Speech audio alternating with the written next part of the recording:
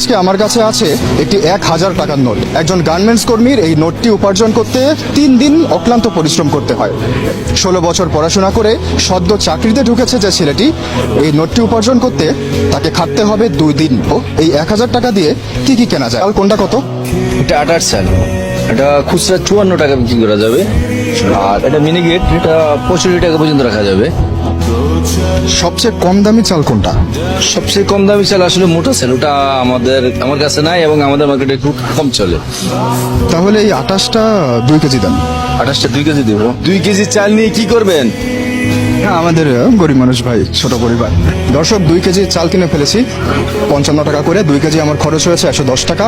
আমাদের কাছে কিন্তু এখনো অবশিষ্ট আছে 890 টাকা। এখন আমরা যাবো মুরগি কিনতে। ভাই, ব্রয়লার মুরগি আছে? ব্রয়লার বর্তমান 180 টাকা। 180 টাকা কেজি। ভাই, কত হয়েছে ওজন? 1 কেজি 540 গ্রাম। 1 কেজি 540। এটাই কি সবচেয়ে ছোট? এখন এটাই ছোট। কত টাকা হয়েছে আমার এখানে?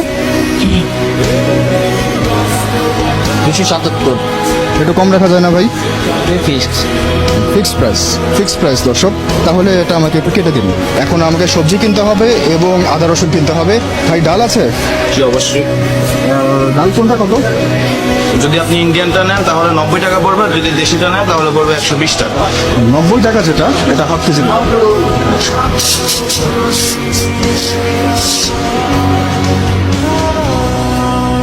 1 লিটার তেল কত? 1 লিটার তেল লাগে।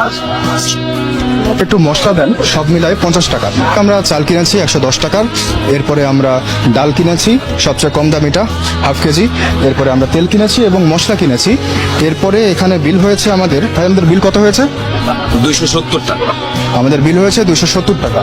চাচা, পেঁয়াজ কোনটা কত টাকা কেজি? পেঁয়াজ এটি 60, এটি 60, এটি 50, ওইটি 80। 50 টাকার যেটা, এটা আমাকে হাফ কেজি দেন। হাফ কেজি কি হবে? গরিব মানুষ চাচা, ছোট পরিবার। 30 টাকার মিলিয়ে দিলাম। হ্যাঁ হ্যাঁ, দেন। চাচা, আদা রসুন কত করে?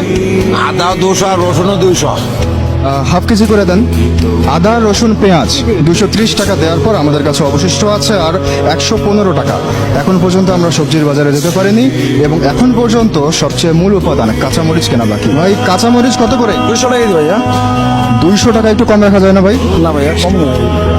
তাহলে হাফ কেজি দেন। আমার কাছে অবশিষ্ট আছে আরো 15 টাকা। দেখবো এই 15 টাকায় কোনো সবজি কেনা যায় কিনা। এখন পর্যন্ত আমরা সব কিনেছি, কোনো সবজি কিনতে পারিনি। ভাই, 15 টাকায় কি কোনো সবজি পাওয়া যাবে? 15 টাকা ভাই সবজি তো দাম বেশি, শাক পাবেন আপনি। শুধু শাক দেন ভাই, 15 টাকার শাক দিয়ে দেন। কোনটা দেবো শাক? লাল শাকটা দেন।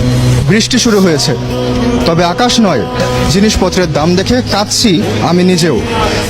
1000 টাকায় একটা গার্মেন্টস কর্মীর 3 দিনের উপার্জন এবং একজন শিক্ষিত ছেলের 2 দিনের উপার্জনে আমি যে বাজারটা করলাম, এই বাজারটায় আমি হয়তো বা আমার 5 জনের পরিবারে টানা 2 দিন চালাতে পারবো।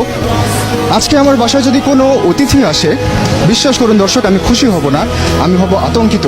কারণ আমার এই সাধ্যের বাজারে টান পড়বে।